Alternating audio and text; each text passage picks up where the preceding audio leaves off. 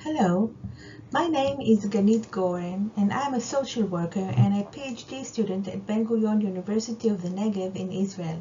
Today I will present a short-term psychological intervention study which was conducted on Crohn's disease patients in order to improve their coping with stress strategies.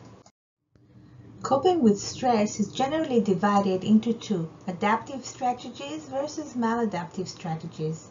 In the adaptive strategies, we see problem-focused strategies such as planning ahead, being active, and using instrumental support, and emotional-focused strategies such as positive reframing, accepting the reality of the illness, using humor and the emotional support of our surroundings. Prior studies show that using these adaptive strategies is associated with less distress and higher quality of life. In the maladaptive strategies, we use strategies like self-blame, denial, substance use of drugs and alcohol, and so on. Prior studies have found that IBD patients, compared to healthy people, tend to use more dysfunctional strategies like being passive, substance use, and behavioral disengagement. These dysfunctional strategies were also found to be associated with recurrent inflammation. Another adaptive coping resource is mindfulness, which is a psychological skill that enhances self-control and reduces maladaptive behavioral patterns. So in our study, Crohn's patients with active disease were randomly allocated to an intervention group versus a waitlist group for a period of 3 months. The intervention, which we call Cogmindex, included teaching the patients via video sessions with a social worker, a mixture of cognitive, behavioral, and mindfulness techniques. Waitlist group was being followed but did not receive this intervention.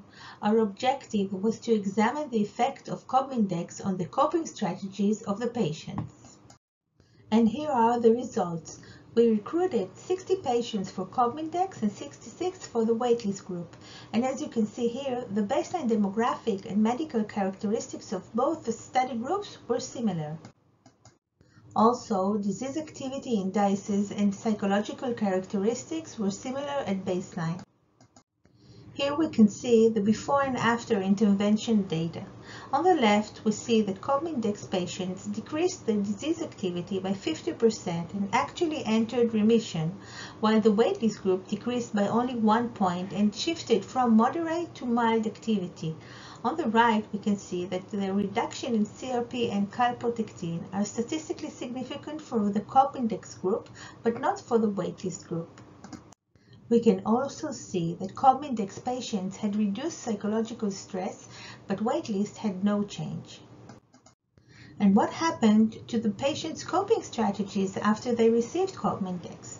On the left, the green line shows a profile of the adaptive coping strategies of the Cogmindex group before receiving the intervention. The dotted blue line shows the profile after 3 months of Cogmindex. Since we are talking about the use of strategies, we are looking to expand the profiles area. You can see that Cogmindex improved many of the adaptive coping strategies. As opposed to that, on the right you can see the baseline profile of the waitlist group in the green line. And now you can see the profile after 3 months of waiting. There were no significant changes in coping in the waitlist group. At the bottom, you can see the significant changes in mindfulness and adaptive coping after Cogmindex compared with the waitlist. Here we can see the profile change of the dysfunctional coping strategies, and we would like to see the profiles area reduced. The baseline dysfunctional coping strategies is in the red line, and here is the dotted blue line indicating the change after 3 months of Cogmindex group. We see significant changes in self-blame and venting. And on the right, we can see waitlist groups profile change before and after 3 months. So to conclude, we see that a short-term psychological intervention of combined stress reduction techniques reduced disease activity and psychological distress and increased mindfulness and adaptive coping strategies. These findings may imply the importance of adding stress reduction techniques structured programs to the medical treatments of Crohn's disease patients. I would like to thank all my collaborators in this study.